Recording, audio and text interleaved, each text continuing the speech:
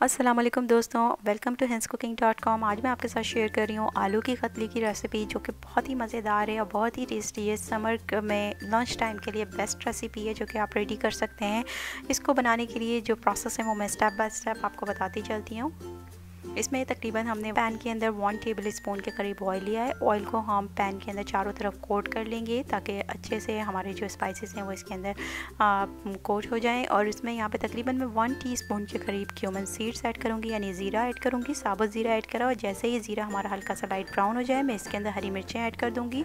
Randomly कटी हुई हरी मिर्चें हमने इसके अंदर ऐड करी हैं, और उसके साथ स्लाइस की भी 1 मीडियम साइज़ की अनियन इसमें ऐड करी है। और जैसे ही अनियन अपना कलर हल्का सा चेंज करना शुरू कर दे, हम इसके अंदर सॉल्ट ऐड करेंगे। उससे जो अनियन की क्रिस्पीनेस है वो बहुत अच्छी क्रिएट होती है। और इसके साथ ही जैसे ही अनियन पिंकिश होना शुरू हो जाए, इसमें हम स्पाइसेस ऐड करेंगे, जिसमें 1 टीस्पून के करीब रेड चिली पाउडर और हल्दी पाउडर इसमें ऐड किया है, और सारा 1 टीस्पून लिया। और उसके साथ ही जो है वो हमने इसके अंदर टोमेटोज़ ऐड कर दिए हैं। टोमेटो की मैंने स्किन जो है वो रिमूव कर दी थी और उसको डीसीड कर लिया था।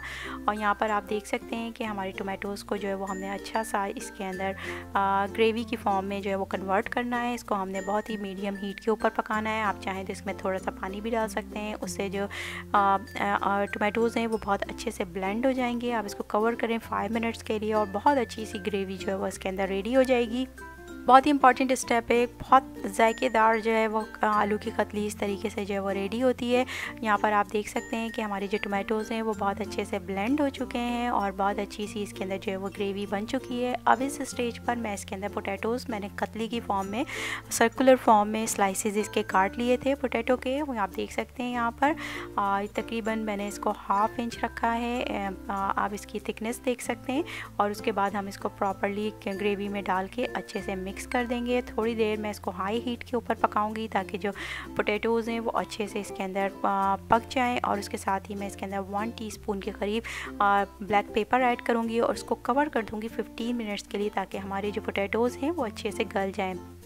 अगर आप यहाँ पर नॉन स्टार्ची पोटैटोज़ ले रहे हैं तो उसका फ्लेवर बहुत अच्छा बनता है आलू की कतली में। आप उसको ईज़िली जो है वो पराठे के साथ, रोटी के साथ, तंदूरी रोटी के साथ, पूरी के साथ आप इसको खा सकते हैं। यहाँ पर आप देख सकते हैं कि हमारे पोटैटोज़ जो हैं वो बहुत अच्छे से गल चुके हैं, और यहाँ पर बिल्कुल जो ग्रेवी है वो कोट हो गई है पोटैटोज़ पे अच्छे से। और यहाँ पर और ऑयल जो है वो ऊपर आ गया है। तो यहाँ पर इस स्टेज पे ये बिल्कुल रेडी हो गया है। अब मैं इसको जो है वो डिश आउट करूँगी, और डिश आउट करने के बाद एंड में हमने इसको जो है वो गार्निश करना है। गार्निशिंग जो है वो बहुत अच्छा फ्लेवर जो है वो इसके अंदर ऐड करती है। एक सूदिंग इफेक्ट जो है वो खाने में आपको फील होता है, स्पेशली समर्स में लंच टाइम पर।